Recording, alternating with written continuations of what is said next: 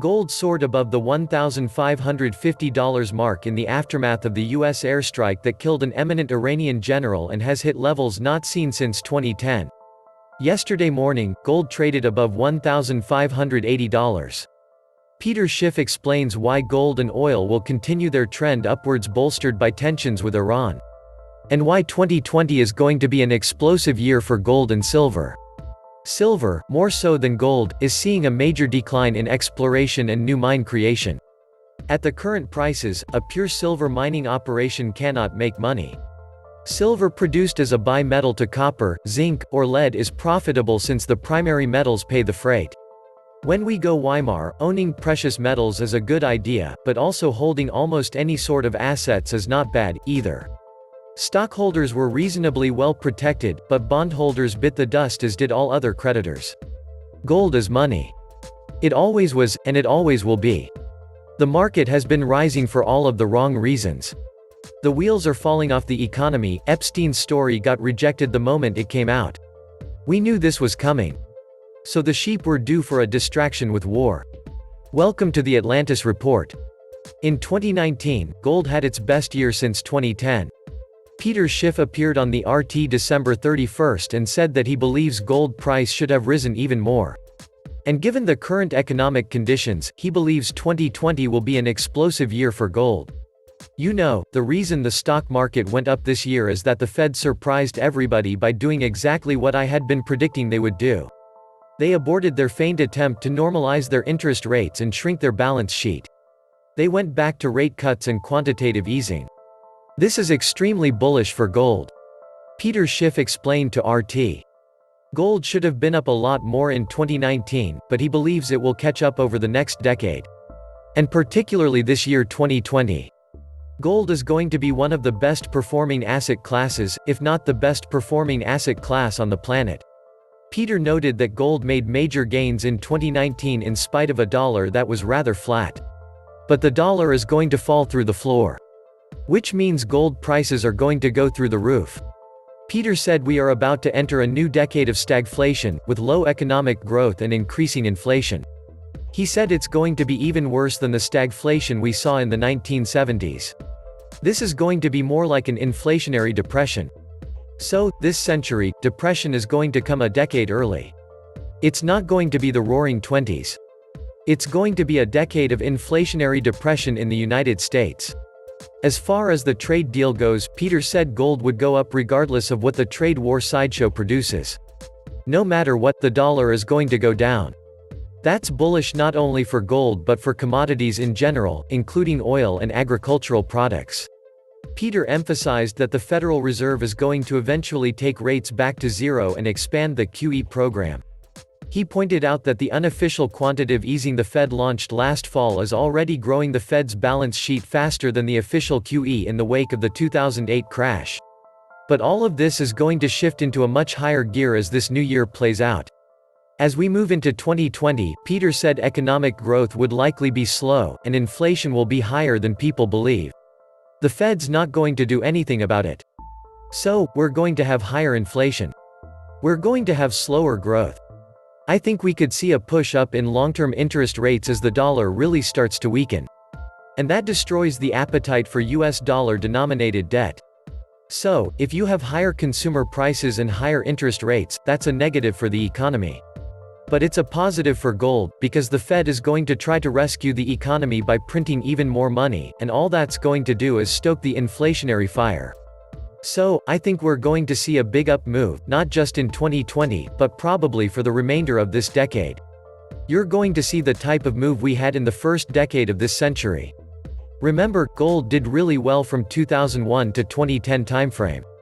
So, in the teens, gold really trod water. This is going to be the next leg up, and I think this is going to be an even more explosive decade for gold than the first decade of this century. Never mind all the naysayers, Peter Schiff is right. I just think he got the timing wrong. But that's okay. It just gives us stackers a little more time. Only the speculators will get hung up on the timing, and by trying to play gold, they will get burned. And more of the metal will leave those weak hands, and end up in someone's stack, so it's all good. I just keep adding to the pile, month after month, year after year, no big dramatic moves, just a slow, steady accumulation. You'd be surprised at how fast that adds up. After a few weeks of tossing finds onto the pile, you finally stop and take a good look, and go, damn. That escalated quickly.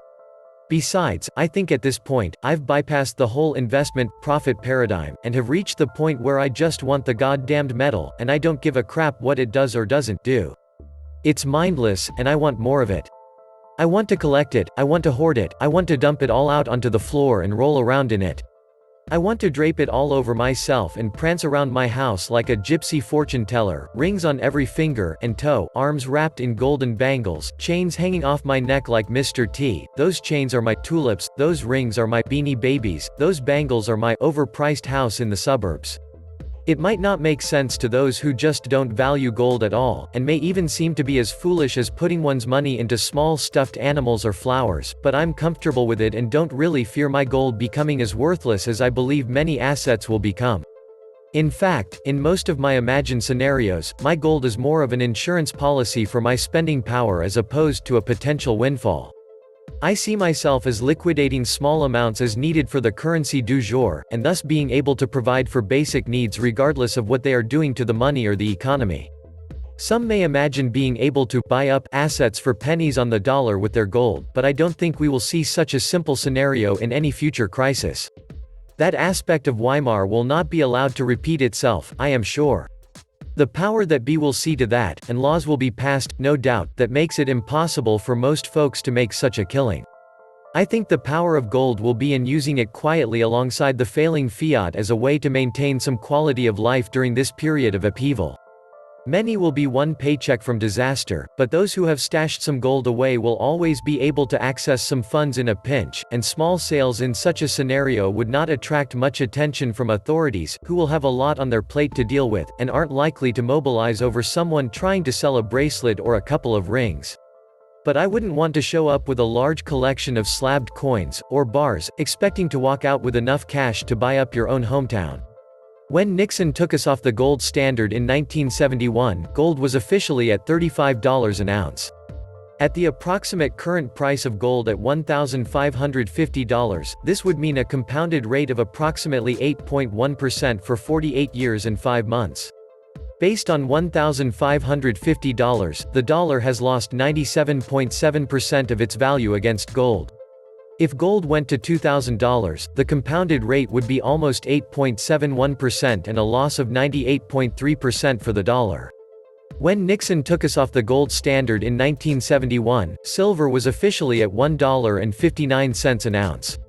At the approximate current price of silver at $18, this would mean an approximate compounded rate of 5.14% for 48 years and 5 months.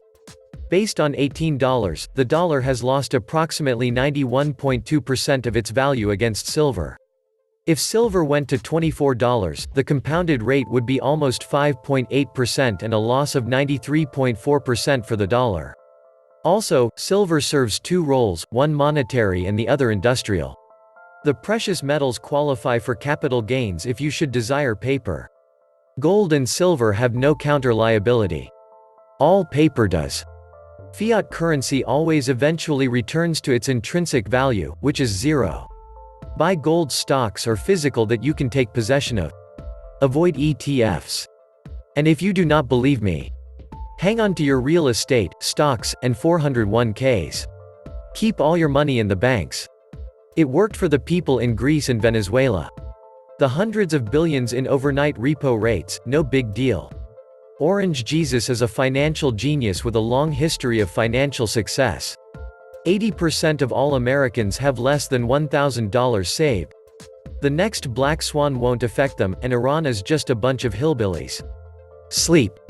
I get it that people get tired of the economic destruction, but you cannot argue that the system of fiat money is badly broken, and central banks are net buyers of gold.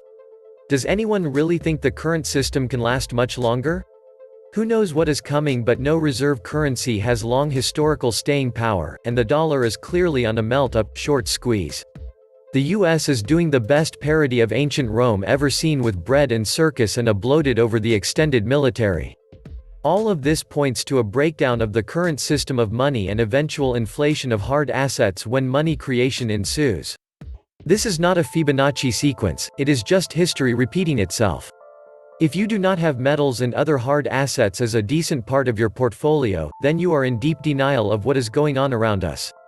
If you are hoping to time the market perfectly on this, best of luck. I am sitting on the sideline with risk assets. If there is a strong argument against this worldview, I want to read it. Central banks are buying gold like there's no tomorrow because they know it's money, and all fiat currencies are going to collapse, not just the dollar. The comparison of modern-day America and ancient Rome is on the mark here. Unsustainable debt and military bases all over the world, and we will suffer the same fate as ancient Rome. This was the Atlantis Report. Please like, share, and subscribe. Thank you.